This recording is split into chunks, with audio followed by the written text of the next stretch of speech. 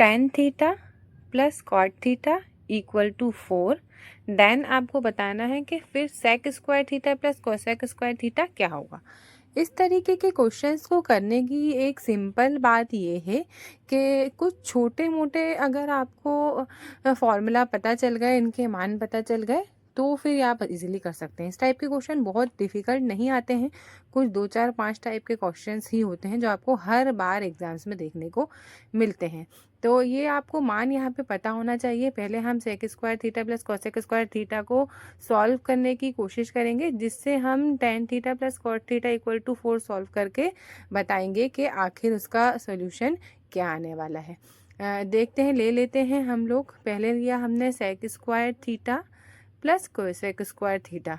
देखिए, आपको ये पता ही होना चाहिए कि sec square theta into cosec square theta equal to sec square theta plus cosec square theta equal to बराबर होता है एक दूसरे के। इतना अगर आपको पता है, ये जो है ना मल्टीप्लाई का साइन है यहाँ पे, ये दोनों आपस में एक दूसरे के क्या होता है, इक्वल होता है। कुछ छोटी छोटी बातें हैं जो आपको पता होनी चाहिए, जिससे कि आप इजीली सॉल्व कर सकते हैं। Sec square theta plus cosec square theta equal to sec square theta multiplication by cosec square theta, इतना तो आपको पता होना चाहिए। इसको आप प्रैक्टिस से कर सकते हैं, बहुत इजीली आप सॉल्व कर पाएंगे। अगर इस तरीके के ट्रिग्नोमेट्री के जो क्वेश्चंस होते हैं वो 10 12 15 के टाइप के भी क्वेश्चंस आपने अच्छे से सॉल्व कर लिए, तो ये सारे आपको बहुत अच्छे से आप सॉल्व कर पाएंगे। बहुत ईजी आते हैं ट्रिग्नोमेट्री के क्वेश्चन। अगर उन्होंने किसी ने भी 10 12 टाइप के क्वेश्चन किए हैं तो ईजीली सॉल्व कर सकते हैं। देखिए, आगे चलते हैं, सॉल्व करने की कोशिश करते हैं आगे। यहाँ पे देख लीजिए सेक स्क्वायर थीटा है, तो हम क्या करेंगे, sec square theta equal to cot square cosec square theta क्या ले लिया अपन ने, 4 का स्क्वायर ले लिया, क्योंकि यहाँ पे क्या है 4 है ना। तो अब हमने ये जो क्वेश्चन में दिया है tan theta plus cot theta, जब 4 का स्क्वायर ले लेंगे तो आएगा 16, वही इसका राइट आंसर हो जाएगा। नेक्स्ट क्वेश्चन की तरफ चलते हैं। एक बैग में 1 रुपये 50 पैसे और 25 पैसे के सिक्के 5:6:7 के रेशो में है।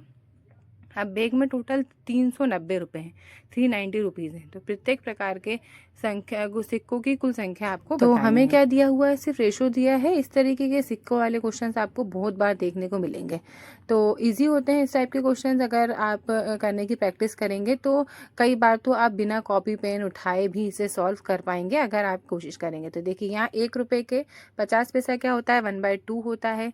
इसी तरीके से 25 पैसे क्या होते हैं, ये 1/4 रुपीज़ होते हैं ना। 1 रुपये 50 पैसे होते हैं 1/2 रुपीज़, 25 पैसे होते हैं 1/4 रुपीज़। अब हम क्या करेंगे, अब हम ले लेंगे एलसीएम। देखिए, 1 है, 2 है और 4 है। देखो 1/1 भी 1 ही होता है ना, तो 1 है, 2 है और 4 है। इनका अगर एलसीएम अपन लेंगे तो क्या आएगा, 4 आएगा। एलसीएम आप सभी को लेना आता ही होगा, कोई बहुत डिफिकल्ट काम नहीं है।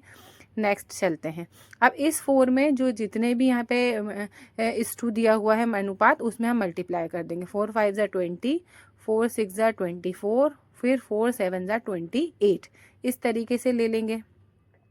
ठीक है, अभी यहाँ पे रेशो निकला है, सिर्फ रेशो के उसमें ही अपन ने लिया है और कुछ नहीं किया है। ठीक है, अब इस 2, अब देखो ये 20 और 24 और 28 है। 20 रुपीज़ तो 20 रुपीज़ ही है, क्योंकि ये 1 रुपये के सिक्के हैं। 24 रुपीज़ जो हैं ये हैं 12 रुपीज़, क्योंकि ये 50 पैसे के सिक्के हैं। उसी तरीके से 28 क्या है, 28 को फिर अपन आधा करेंगे, ये 7 रुपीज़ है, क्योंकि ये 1/4 25 पैसे के सिक्के हैं। इस तरीके से ये सिंपल दिख रहा है, ये तो होगा 39 रुपीज़। अब हमें क्या करना है, 10 से मल्टीप्लाई कर देंगे तो कितने हो जाएंगे, 390 रुपीज़ हो जाएंगे, क्योंकि एज़ पर क्वेश्चन उन्होंने 390 रुपीज़ ही दिया है। सिंपल है, समझ गए होंगे। इस 39 रुपीज़ को हमें क्या करना है, 10 में कन्वर्ट कर लेंगे तो ये हो गया 390 रुपीज़। अब इजीली आप सॉल्व कर पाएंगे कि कौन से सिक्कों की संख्या कितनी है। ये तो 200 × 200 ही रहेगा, क्योंकि ये 1 रुपीज़ के सिक्के हैं। ठीक है, 10 में मल्टीप्लाई कर देंगे तो ये हो जाएगा 200 रुपीज़। इस तरीके से 24 के जो हैं इसे भी 10 में मल्टीप्लाई कर देंगे तो ये हो जाएंगे 240 सिक्के, मतलब 120 रुपये। है ना। यहाँ पे उन्होंने रुपए नहीं पूछे, सिक्कों की संख्या पूछी है, इसलिए हम 10 में मल्टीप्लाई करके बता रहे हैं।